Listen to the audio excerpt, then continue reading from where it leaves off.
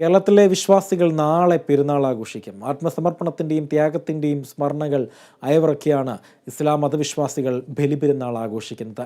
പരസ്പര സാഹോദര്യം ഊട്ടിയുറപ്പിക്കാനുള്ള അവസരമായി പെരുന്നാളിനെ മാറ്റണമെന്ന് പാണക്കാട് സയ്യിദ് സാദിഖ് അലി ശിഹാബ് തങ്ങൾ പറഞ്ഞു. അല്ലാഹു അക്ബർ, അല്ലാഹു അക്ബർ, അല്ലാഹു അക്ബർ, അല്ലാഹു അക്ബർ.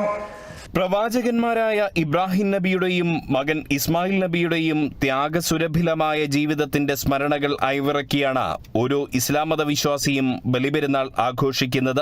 പ്രവാചകനായ ഇബ്രാഹിം നബി തന്റെ ആദ്യപുത്രനായ ഇസ്മായിൽ നബിയെ ദൈവകൽപ്പന മാനിച്ച് ബലിയിറക്കാൻ ശ്രമിച്ചതിന്റെ ഓർമ്മ പുതുക്കലാണ് ബലിപെരുന്നാൾ.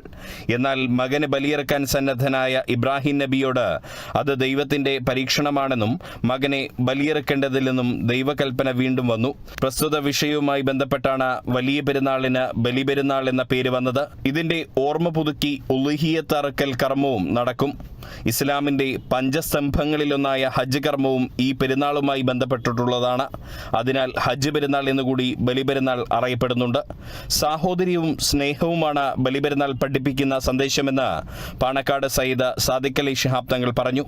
എല്ലാവർക്കും എൻ്റെ ഹൃദയംഗമമായ ബലിപെരുന്നാൾ ആശംസകൾ നേരുകയാണ്. കേരളത്തിൽ മാത്രമല്ല, ലോകമാസകലം ബലിപെരുന്നാളിൻ്റെ ആഘോഷത്തിലേക്ക് കടന്നു കഴിഞ്ഞു.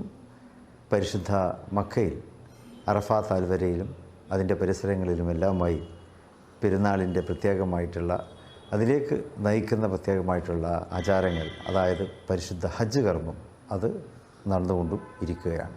ഹജ്ജ് മുന്നോട്ട് വെക്കുന്നത് മനുഷ്യ സാഹോദര്യമാണ്. ഒരേ വേഷം, ഒരേ മന്ത്രം, ഒരേ മനസ്സ്, അതുമായിട്ടാണ് അവിടെ ഹജ്ജാജികൾ കൂടിച്ചേരുന്നത്. ദൈവത്തെ പ്രകീർത്തിച്ചുള്ള തക്ബീർ ധ്വനികളാൽ വിശ്വാസി ഭവനങ്ങളും പള്ളികളും ഭക്തിസാന്ദ്രമാകുന്ന മണിക്കൂറുകൾ കൂടിയാണിത്. പെരുന്നാൾ ദിനത്തിൽ പള്ളികൾ കേന്ദ്രീകരിച്ച് നിസ്കാരവും പ്രത്യേക പ്രാർത്ഥനകളും നടക്കും. മഴക്കാലമായതിനാൽ ഇത്തവണ ഈദ്ഗാഹുകളിലെ പെരുന്നാൾ നിസ്കാരം വിരളമാണ്.